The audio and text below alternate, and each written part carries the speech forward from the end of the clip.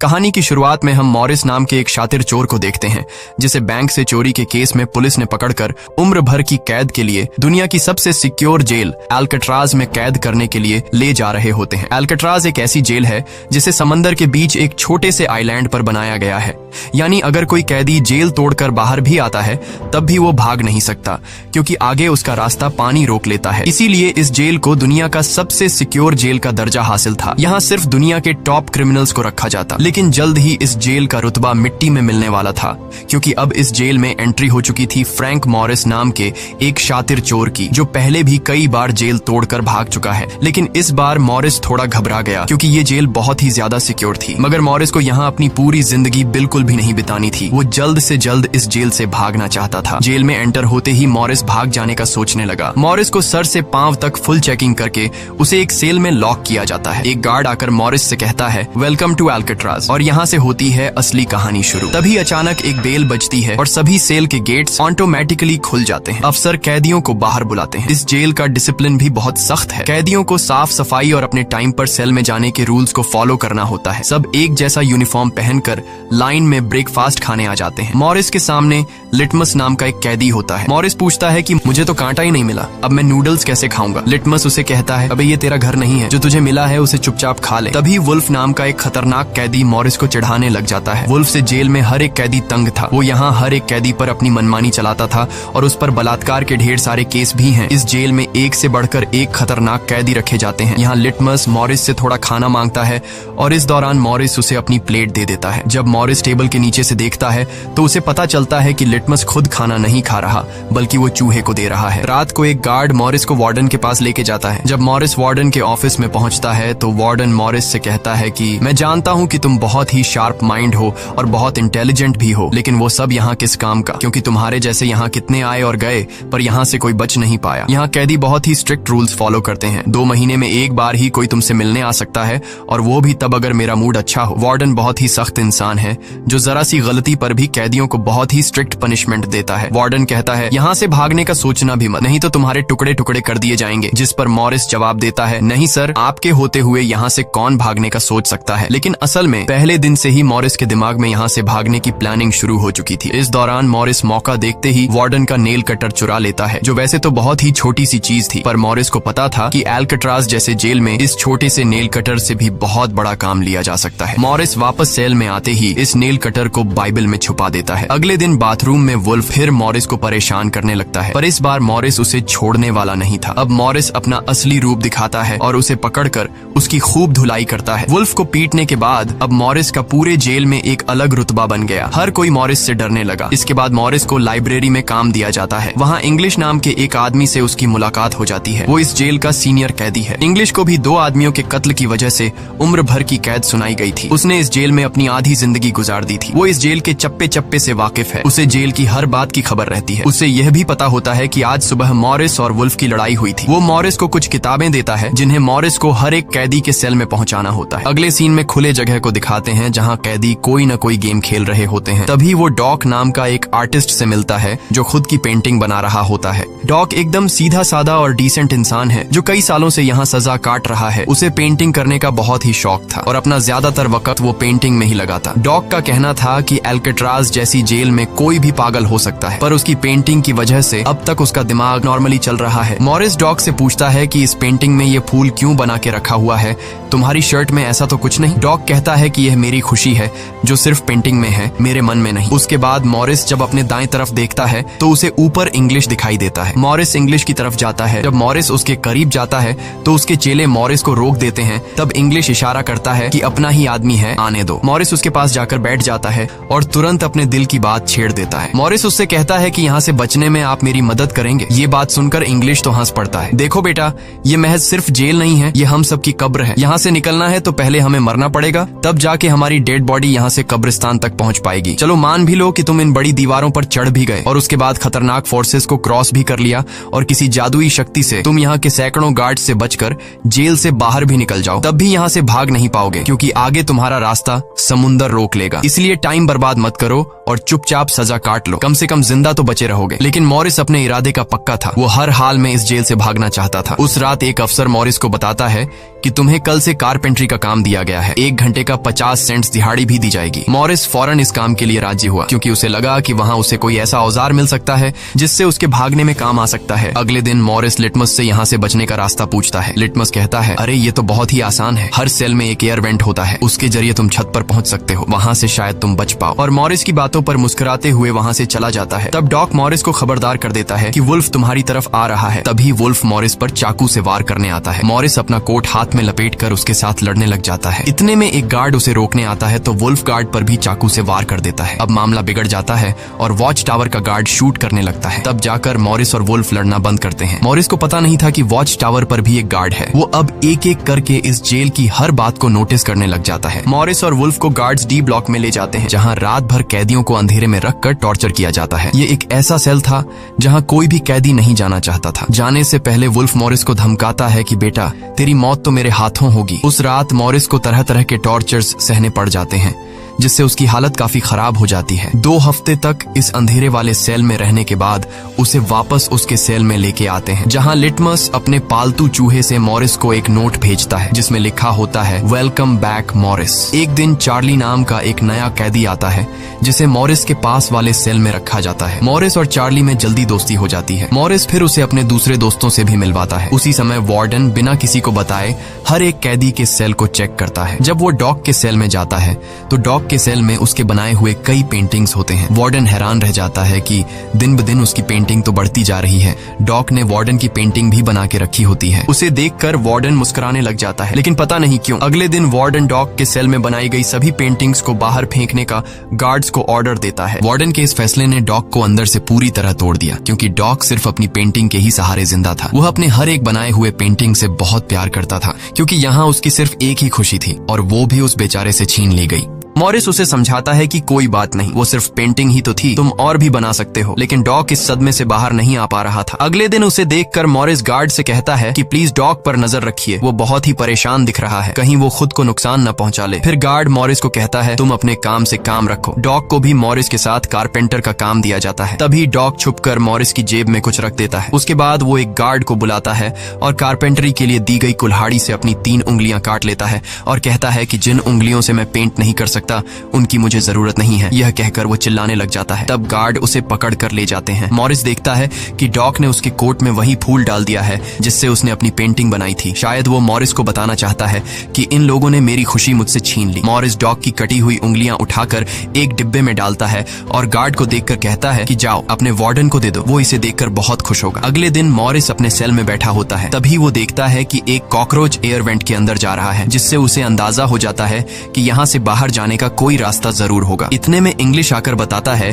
कि डॉक ने खुद की उंगलियां इसलिए काटी क्योंकि उसे पेंटिंग करने की परमिशन रद्द कर दी गई थी, इसीलिए उसने तंग होकर अपनी उंगलियां काट ली। यह जानकर मॉरिस को बहुत गुस्सा आता है। अगले दिन डाइनिंग हॉल में वार्डन मॉरिस से पूछता है कि तुम इस डॉग को इतना सपोर्ट क्यों कर रहे हो। वह कहता है ऐसा कुछ नहीं है। ये कहकर मॉरिस वापस टेबल पर जाकर बैठ जाता है। वहाँ उसकी मुलाकात 2 भाइयों जॉन और क्लैरेंस से होती है, पर मॉरिस उनसे ऐसे बात करता है जैसे वह उन्हें पहले से जानता हो। जॉन और क्लैरेंस दरअसल ये दोनों किसी और जेल में मॉरिस के गैंग में थे। जॉन को अब जेल से भागने का काम आसान लगने लगा क्योंकि ये दोनों भाई मॉरिस की तरह शार्प माइंड थे और अब ये तीनों जेल से भागने की प्लानिंग करने लगे। दोपहर को चार्ली की गर्लफ्रेंड उससे मिलने आती है। दूसरी तरफ इंग्लिश की बेटी उससे मिलने आई होती है। इंग्लिश अपनी बेटी को देखते ही उसकी आंखों में आंसू आ जाते हैं क्योंकि उसकी बेटी उसकी गैर मौजूदगी में काफी बड़ी हो चुकी थी और इंग्लिश को अपनी बेटी का बचपन न देख पाने का बहुत अफसोस था। दूसरी तरफ चार्ली को उसकी वाइफ बताती है कि तुम्हारी माँ बहुत बीमार है और डॉक्टर कहते हैं कि वह 1-2 महीनों से ज्यादा नहीं बच पाएंगी। ये बात सुनकर अब चार्ली भी अल्काट्राज से भागने का सोचने लगता है और इतने में गार्ड आकर कहता है कि बात करने का समय खत्म हो चुका है। अब चार्ली बहुत परेशान होता है। वह उस रात मॉरिस से कहता है कि अगर तुम यहाँ से भागने का प्लान बनाओ तो मुझे भी शामिल कर लेना। अगले दिन मॉरिस, चार्ली, जॉन और क्लैरेंस की मीटिंग होती है। तब मॉरिस उन्हें बताता है कि हर सेल का एयर वेंट ऊपर छत पर खुलता है और दूसरी बात ये कि ये जगह खारे पानी से भरे समुद्र के बीच है, जिसकी वजह से दीवारें दीवारें कमजोर हो गई हैं। मेरे पास एक नेल कटर है और मैंने खुदाई पहले से शुरू भी कर दी है। अगर मैं थोड़ा थोड़ा करके खोदूं और एक छोटा सा टनल बनाकर छत पर पहुंच जाऊं तो इस जगह की जांच करने के बाद पता चल जाएगा कि यहाँ से कैसे भागा जा सकता है। जॉन पूछता है कि रात को अगर गार्ड्स को पता चल गया कि तुम अपने सेल में नहीं हो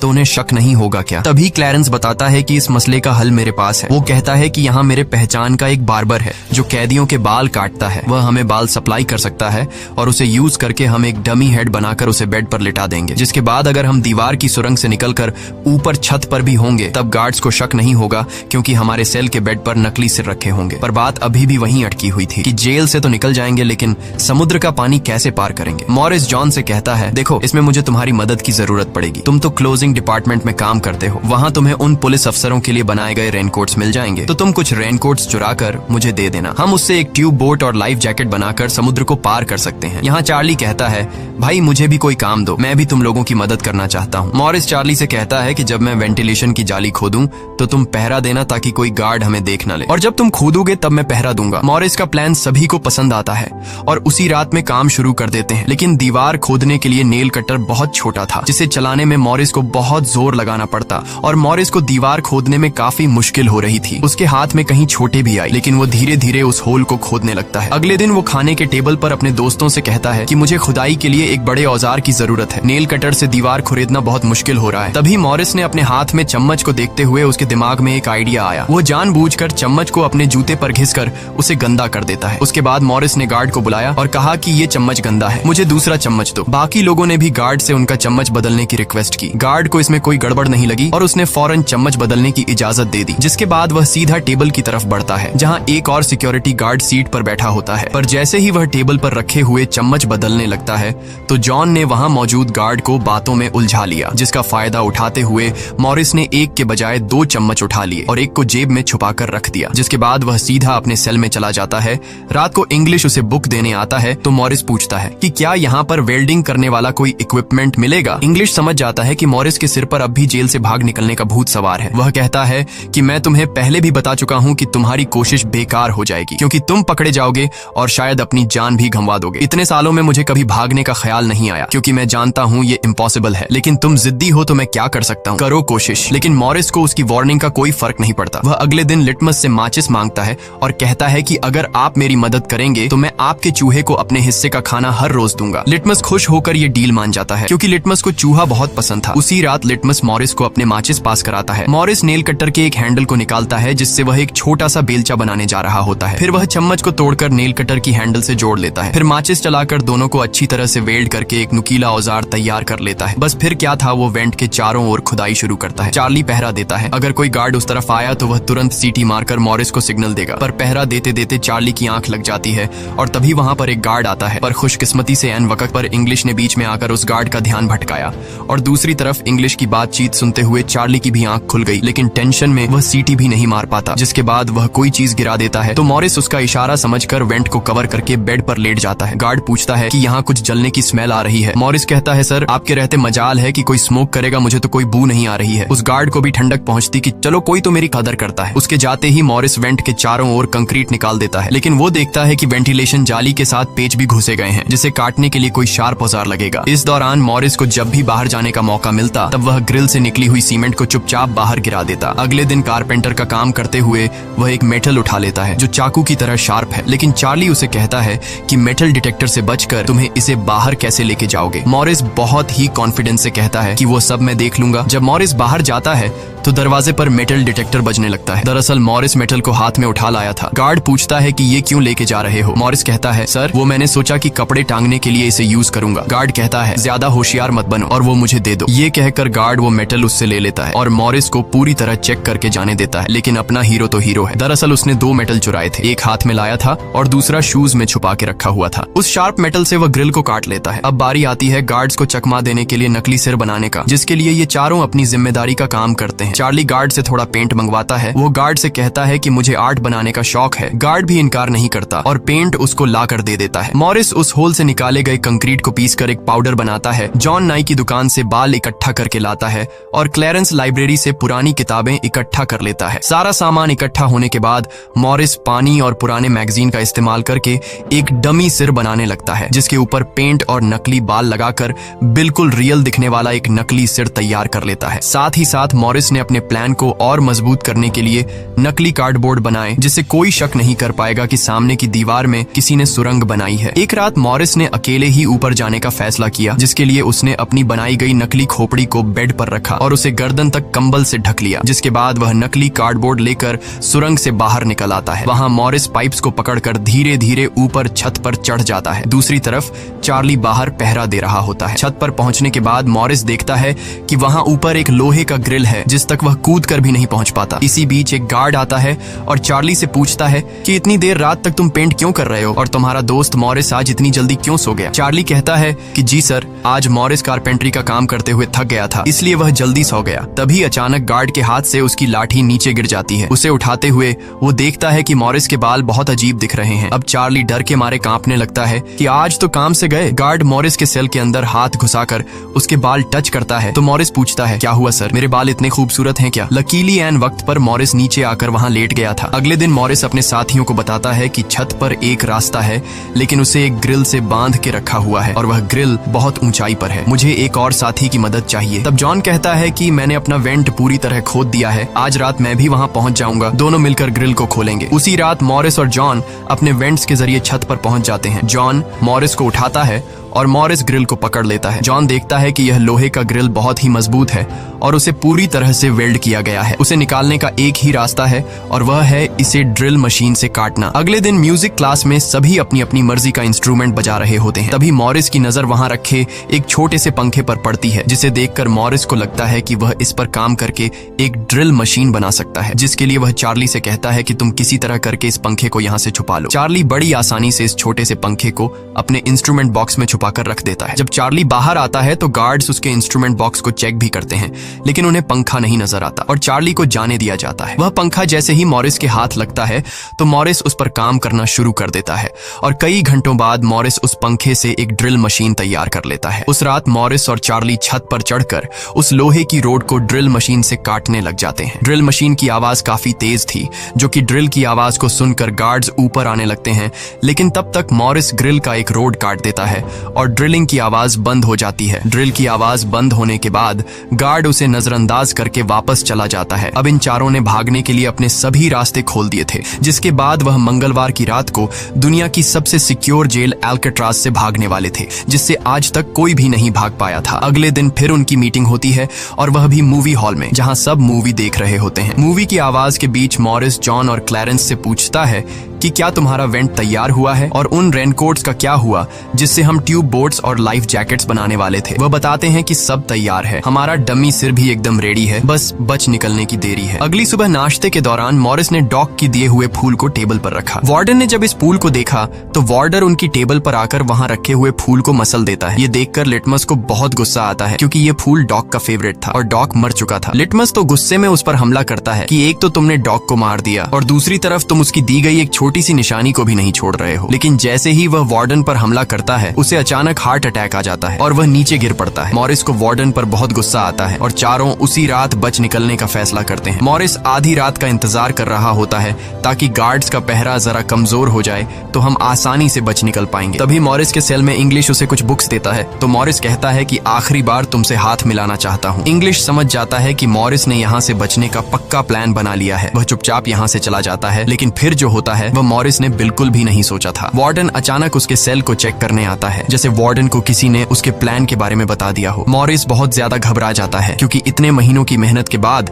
उसकी मेहनत पर पानी फिरने वाला था। वार्डन ने मॉरिस के सेल के हर एक कोने को चेक करने का हुक्म दिया। गार्ड मॉरिस के सेल की हर एक चीज को चेक करता है, लेकिन मॉरिस कोई आम कैदी नहीं था कि उसने कोई छोटा मोटा प्लान बनाया था, बल्कि उसने एकदम साफ और परफेक्ट प्लान बनाया था, जिसे वार्डन तो क्या बल्कि वार्डन का दादा भी नहीं पकड़ सकता था। यहाँ तक कि गार्ड ने जब खास पास उस जगह से सूटकेस हटाया जहां मॉरिस ने सुरंग करके भागने का रास्ता बनाया था, तो वहां भी मॉरिस नहीं पकड़ा गया, क्योंकि उसने पहले से ही एक नकली कार्डबोर्ड बनाकर दीवार में बिल्कुल बारीकी से फिट कर लिया था। जब वहां कुछ नहीं मिलता तो वार्डन और गार्ड चले जाते हैं, लेकिन गार्ड बताता है कि मॉरिस और चार्ली रात भर बातें करते रहते हैं, मुझे तो दाल में कुछ काला लग रहा है। वार्डन कहता है ठीक है, कल तुम मॉरिस का सेल चेंज कर दो, जिससे वो दोनों न साथ रहेंगे और न ही बात कर पाएंगे। अगले दिन ब्रेकफास्ट के टाइम पर वुल्फ मॉरिस को फिर धमकाता है और मॉरिस से कहता है कि आज रात तुम्हारी आखिरी रात होगी। मॉरिस अपने साथियों से कहता है कि यह गधा ठीक कह रहा है, आज रात यहाँ मेरी आखिरी रात ही होगी। लेकिन दोपहर को ही वुल्फ मॉरिस पर चाकू से वार करने जाता है, तभी इंग्लिश बीच में आकर वुल्फ को पकड़ लेता है। दरअसल इंग्लिश भी मॉरिस की मदद करना चाहता है, वह कामयाब हो या ना हो, लेकिन इंग्लिश मॉरिस के काम में मदद करना चाहता है। उस रात मॉरिस, जॉन, क्लैरेंस और चार्ली ने अपने अपने वेंट के रास्ते से निकलकर ऊपर छत पर मिलने का फैसला किया। यहाँ तो चार्ली अपने साथियों के साथ भागने के लिए राजी हो जाता है, लेकिन फिर जैसे ही वह सेल में पहुंचता है